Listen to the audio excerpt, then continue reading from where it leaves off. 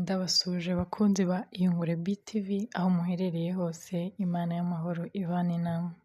Uyu munsi nabateguriye inkuru ariko isoreza ku isomo ry'ubuzima. Igihe nari ndangije amashuri yanjye, nasubiye iwacu mu cyaro. Nagiye kubana n'ababyeyi banjye, natangiye akazi ko guhinga ndetse no korora amatungo. Ababyeyi banjye nta mafaranga bari bafite yo kunyishyurira kaminuza. Nabayeho igihe kinini muri ubwo buzima, ndagira amatungo, mpinga, mfasha ababyeyi. Ababyeyi banjye bari abahinzi baciriritse, mu by'ukuri nta kintu bari bafite. Umunsi umwe mvuye guhinga ndetse no kwahura amatungo, nasaga nabi cyane, nari natembaga icyunzwe kandi nari naniwe cyane. Mu kanya gato nitegereje hirya mbona imodoka nziza cyane iza yerekeza mu cyaro cy'iwacu.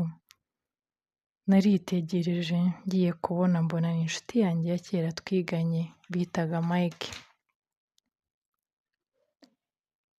Yaje azaniye ababyeyi be ibikoresho byinshi ubona asa neza nk'umuntu ufite amafaranga. Umutima wanjye warababaye kuko nta kintu na kimwe nari mfite nahereza ababyeyi banjye nk'umuntu bareze agakura. Nahise mwegera ndamusuhuza, arambwira ati "Oh, Brice ni wowe?" Ndamusubiza nti "Yego rwose Mike, ni njyewe." Yarambajije ati "Urakora iki aha?" Naramusubije ati "Hano ni iwacu Mike." Yaransubije ati "Ariko Brice, uracyari muto wo kuguma mu cyaro. Wagakwiye kuba uri mu mujyi ushakisha ubuzima." Naramusubije nti "Aha ni iwacu, ubuzima bwo mu cyaro narabumenyereye, mu mujyi nta muntu mfite mpasanga, nta kibazo rero." Aransubiza ati "Oya Brice, genda ubwire ababyeyi bawe ko tugomba kujyana, njyewe nzaguha icumbi n'ibyo kurya, hanyuma nawe utangire ushakishe kandi nanjye nzagufasha." Narishimye ndavuga ati "Aho, urakoze Mana." Naragiye nabwiye ababyeyi banjye mbabwira ko ngomba kujyana na Mike mu mujyi kuko bari bamuzi, babwira ko ubuzima mu cyaro bugoye kandi ko ntakomeza kubaho muri ubwo buzima, abo twakoranye mbona babayeho neza, ngomba kugenda nanjye nkajya gushakisha. Ababyeyi banjye barambwiye ati "Genda mwana wacu, tuguhaye umugisha wacu, uzahahe uronke." Hanyuma naragiye ariko twageze mu mujyi, Mike nta kintu yigeze amfasha, cyokora yampaye icumbi, ubundi nzenguruka imihanda yose nshakisha akazi. Ariko ahantu hose nagiye ndakubwiza ukuri ko nta kazi nigeze mbona. Umunsi umwe rero nicaye, naje kwakira telefone y'uruganda rumwe nigeze kwakamo akazi, hanyuma bambwira ko ngomba kuza mu gitondo gukora interview. Mu gitondo nagiyeyo koko, narinjiye ndicara, hanyuma haje umugabo ushinzwe kutwakira, yarambajije ati "Twaguhamagaye?" Ndamusubiza nti "Yego, njye nitwa Brice, mwampamagaye nimugoroba, mumbwira ko ngomba kuza gukora interview." Yarambwiye ati "Sohoka."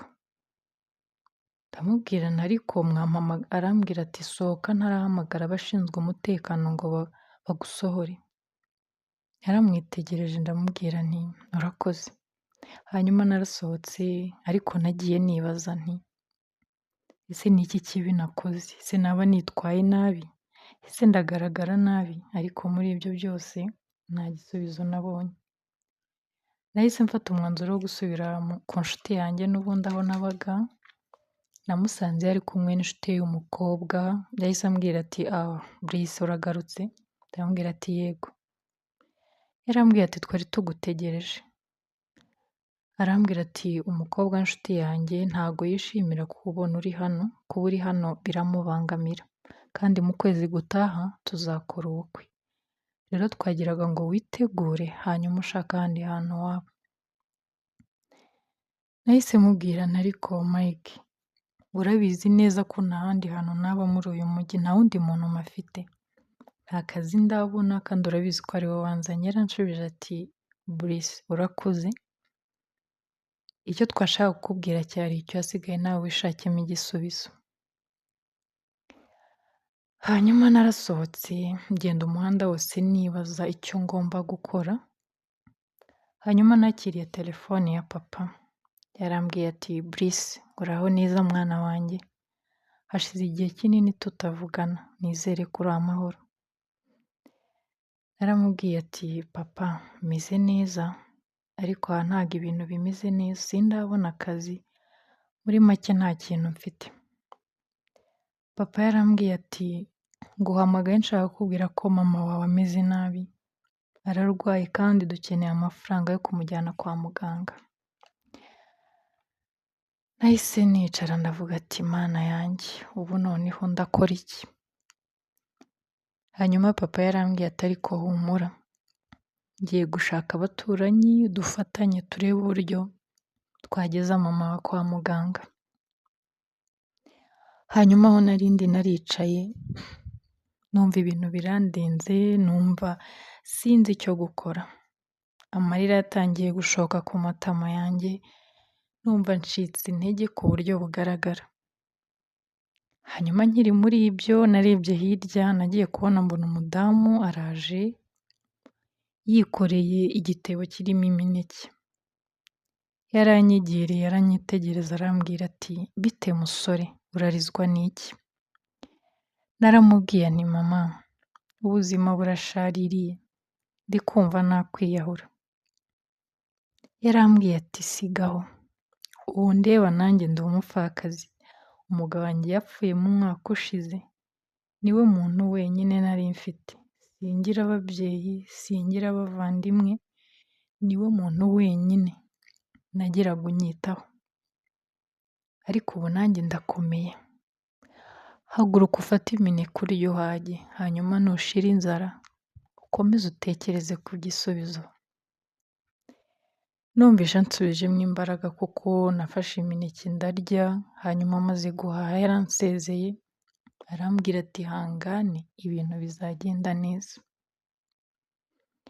Nakomeje kugenda, hanyuma bigeze mu masaha y'umugoroba nagiye kubona mbona telefone irasonnye ndayitaba, nanone ngiye kumva numva ni ya kampani n'ubundi impamagaye, barambwira ati ejo saa sita turagushaka hano. Narazindutse koko ndagenda, hanyuma saa sita nari mpari barambwira ati tugusabye imbabazi, habayeho kwibeshya bituma utabona akazi ariko ari wowe wari ugakwiriye. Ku bw'ibyo rero uhawe akazi ejo uzatangira kuza gukora. Nabaye nk'uri kurota ndavuga ati ibi bintu se birashoboka ko byaba ari ukuri? Ariko ko ari ukuri ni uko nabonye akazi. Isomo ry'ubuzima, hari igihe kigera ukumva ubuzima bwawe ukumva urabwanze pe, ukumva kubaho ntacyo bisobanuye kuri wowe, ukumva rimwe na rimwe urashaka kwiyaka ubuzima, ariko ujye uvuga ngo unatekereze ko hari abandi barenze bari kunyura mu birenze ibyo uri kunyuramo, nibura nawe uracyafite ubuzima, uracyahumeka, uracyafite ingingo zose, icyo usabwa ni ukwihangana ugategereza, igihe cyawe iyo kigeze ibintu byose byikora kimwe ku kindi. Wakoze rero kubana nanjye, nawe niba wakunze inkuru ugenda udakoze subscribe kandi kunzogera kugira ngo tujye tubana umunsi ku wundi. Bye bye, ndabakunda.